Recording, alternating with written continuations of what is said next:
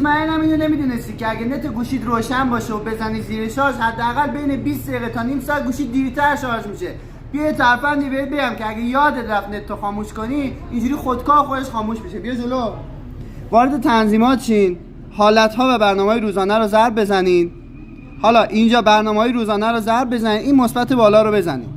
گزینه اول مثبت رو ضرب بزنین، بیاین پایین روی وضعیت شارژ ضرب بزنین و در حال شارژ انجام شد رو بزنین. حالا این مثبت پایین رو بزنین، روی اتصالات ضرب بزنین، بیاین پایین داده تلفن همراه رو بزنین و روی خاموش شدن انجام شد بزنین، ذخیره‌اش کنین.